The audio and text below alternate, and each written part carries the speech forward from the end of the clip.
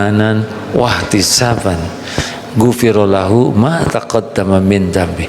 Juga qiyam kita hapus dosa-dosa yang lalu, termasuk barang siapa yang sholat di Lailatul Qadar hapus. Dan doa di Lailatul Qadar, Allahumma innaka afuwun tuhibbul afwa fa'fu anni. Ya Allah, Engkau Maha Pemaaf, mencintai kemaafan, maafkan. Al-afu ini adalah dosa itu dihapus sehingga tidak ada jejak. Seperti jalan di padang pasir, kemudian jalan di padang pasir dihempas angin, tapaknya habis, hilang. Atau pohon dicabut sampai ke akar-akarnya. Kalau dilihat dari hadis-hadis dan doa tersebut, betapa seriusnya Allah menjadikan Ramadan ini penghapus dosa. Ya kan? Tidak barang siapa yang saum di bulan Ramadan akan diberi jodoh, enggak ya. Dilunasin hutang tapi diampuni dosa. Ini serius hadirin. Kenapa permintaan di Lailatul Qadar itu justru minta dihapuskannya semua jejak dosa dan aib. Karena sebetulnya yang mengancam hidup kita itu bukan siapa-siapa, melainkan dosa kita. Berbagai keruwetan hidup ini penyebabnya dosa. Kenapa orang tidak tersentuh api neraka? Karena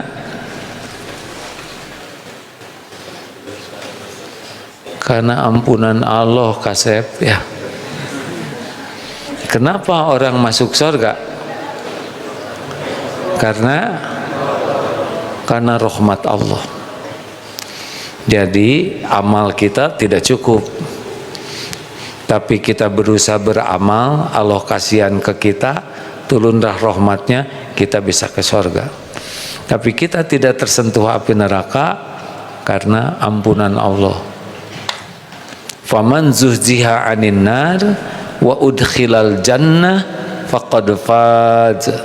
Barang siapa yang dijauhkan dari api neraka, ini diampuni Allah nih, dan dimasukkan ke surga, ini dirahmati Allah. Itulah sukses. Jadi sukses itu adalah dijauhkan dari api neraka dan dimasukkan ke surga. Ya dunia gini aja lah. Wa mal hayatud dunya illa mataul gurur. Tiadalah kehidupan dunia kecuali kesenangan yang menipu. Kira-kira ini wajahnya mah tenang, punya dosa tidak? Sedikit atau banyak? Banyak atau banyak sekali? Banyak sekali atau luar biasa banyaknya? Nah, syukurlah kalau sadar lagi ditanya ya. Aslinya tidak ada yang mengancam kita. Apa buktinya? Ya Al-Isra ayat 7, in ahsantum li anfusikum wa in asatum falaha. Kita berbuat baik, balik ke kita sebanding dengan tingkat keikhlasan. Kita berbuat buruk, balik ke kita. Jadi kalau kita menghina orang lain, yang celaka siapa? Yang dihina, yang menghina. Bagus. Kalau kita menzolimi orang lain, yang paling celaka siapa? Yang menzolimi. Ini serius hadirin.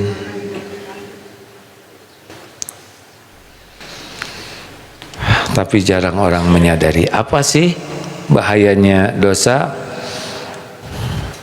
Satu di Al-Mutaffifin ayat 14. A'udzubillahi minasyaitonir. Kalla bal rona ala qulubihim ma kanu yaksibun.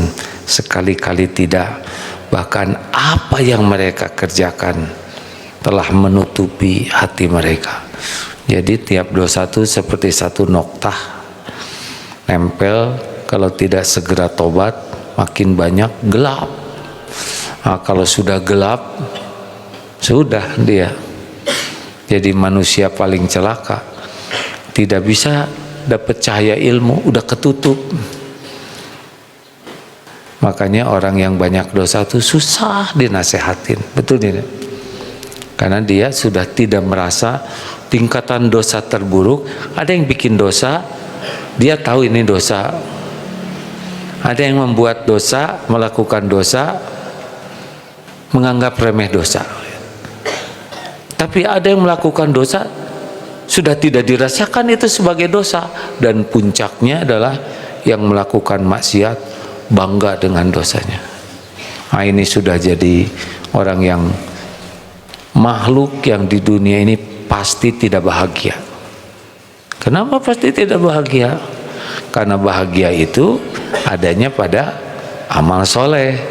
An-Nahl 97. Man amila soliham min dzakarin aw untha wa huwa mu'min walanuhyiyannahu hayatan thayyibah.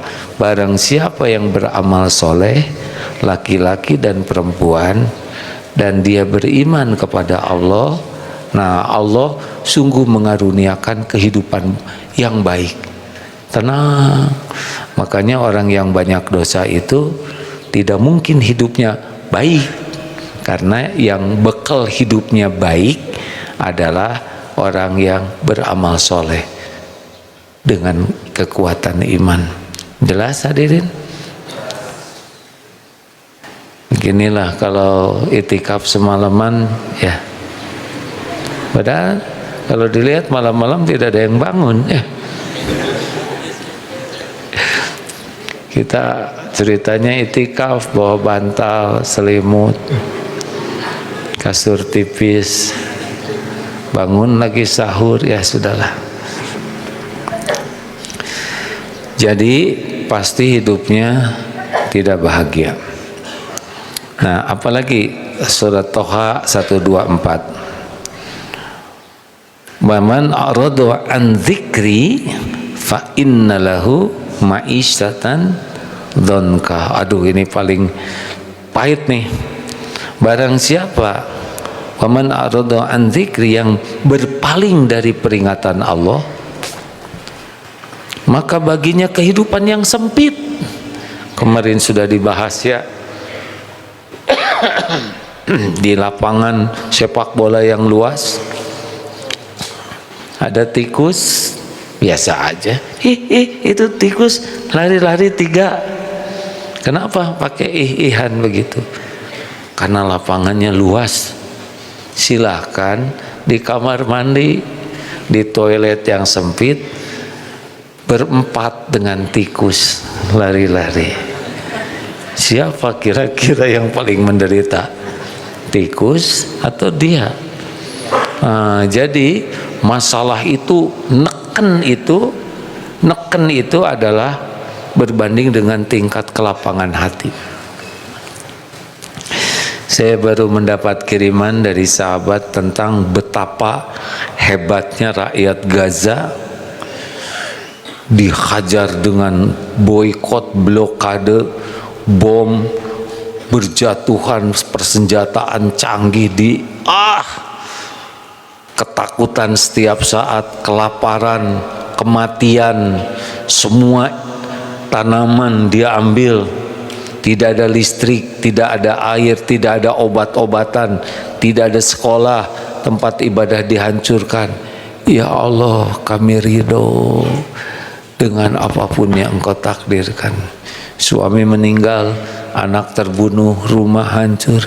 Ya Allah, hamba ridho. Faman rodiya falahu ridho. Barang siapa yang ridho ke takdir, Allah ridho kepadanya. Puncaknya surga itu kan kemarin dibahas oleh Ustaz Aam. Bagaimana?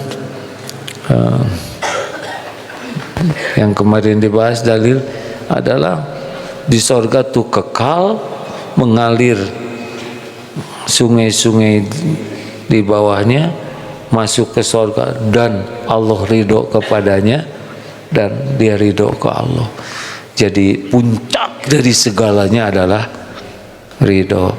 Nah, orang yang diridhoi Allah di dunia ini lapang hatinya. Ada yang disebut nyet, tersinggung, marah, padahal dia nyebutnya ayam penyet ya.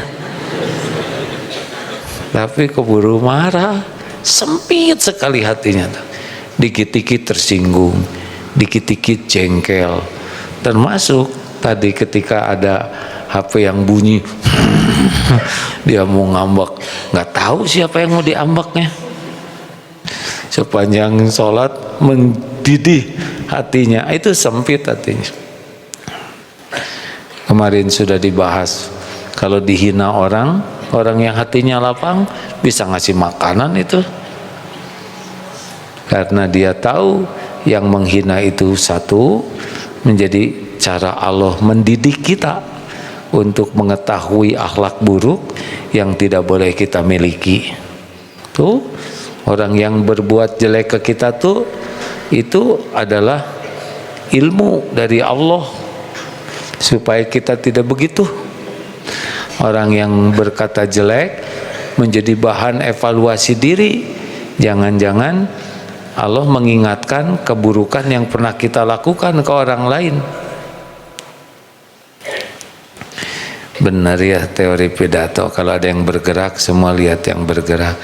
Nggak ada yang lihat saya barusan, nggak apa-apa, nggak salah. Tapi teori itu benar. Coba sekarang di sini ada kupu-kupu, habis saya pelan, semua lihat kupu-kupu, nggak apa-apa. Lanjut. Kalau orang yang hatinya lapang dihina, dia dapat ilmu. Ya Allah lagi nunjukin saya perbuatan buruk yang tidak boleh saya lakukan. Yang kedua, evaluasi. Saya dihina orang. Jangan-jangan ini Allah ngasih tahu saya nih, berapa banyak orang yang sudah saya hina selama ini. Malah jadi tobat, betul tidak? Dengan dihina orang, kita jadi berguguran dosa.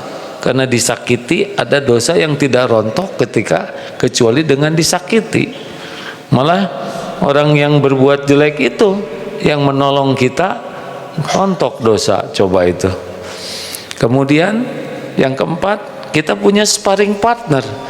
Kalau nggak ada orang yang berbuat jelek, kita nggak bisa latihan sabar, latihan memaafkan. Ali Imran 134, latihan takwa. Bagaimana bunyinya? Alladzina yunfikuna fis sarra'i wadh-dharra, ciri orang takwa berinfak dalam lapang sempit, wal kadhiminal ghaidha wal 'afina 'anil nas wallahu yuhibbul muhsinin. Nahan marah, memaafkan, berbuat baik, itu takwa. Coba kalau nggak ada yang menjengkelkan, nggak ketes ketakwaan kita, benar? Tuh kan, diam aja. Latihan ketakwaan ya, nggak akan marah.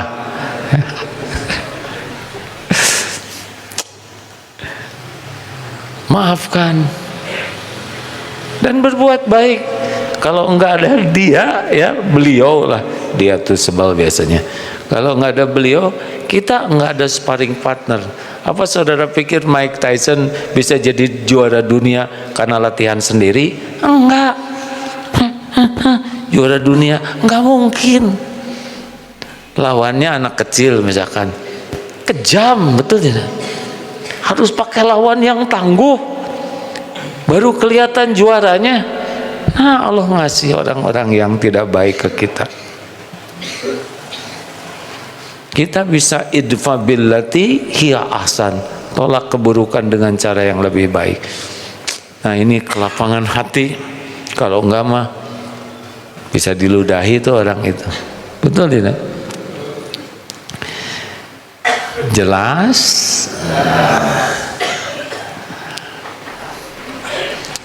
Jadi kenapa hati sempit? Kenapa hati sempit? Ya Ya Allah, dari tadi kan disebutkan karena dosa. Astagfirullah. Tenang, tenang ya. Jamaah tidak menjawab itu karena khusyuk ya.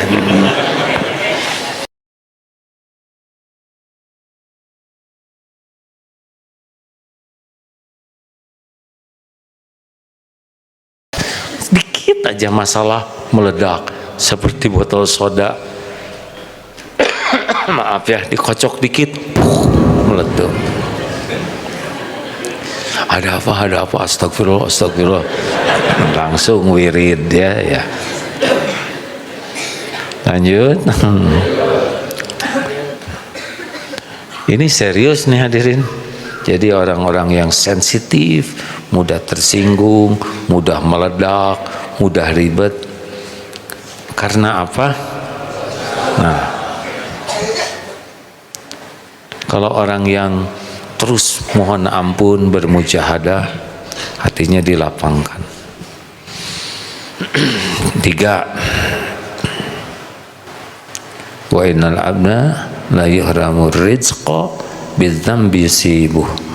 Dan hadis riwayat Imam Ahmad ini, seorang hamba bisa terhalang dari rezeki karena dosa yang ia lakukan.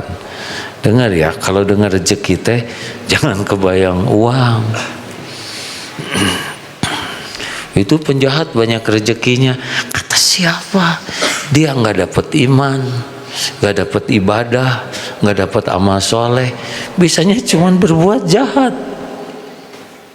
Kan ada yang mengatakan itu ahli maksiat, kok rezekinya banyak. Saudara lihatnya duit aja. Hidayah itu rezeki tak ternilai. Sholat itu rezeki. Kita sholat duha minta rezeki, padahal sholat duha itu rezekinya. Tuh kan bingung. Wah, terserah, saya manggakan ya. Dia bayangkan kita tahajud minta rezeki, coba itu. Kok belum datang aja duitnya? Demi Allah duit itu nggak ada apa-apanya. Bisa tahajud itu rezeki yang mahal. Udah tahajud minta jodoh, mana jodoh, rezeki jodoh. Tahajud itu lebih mahal dari jodoh. Tapi kalau ada jodoh, ya, lebih mahal lagi.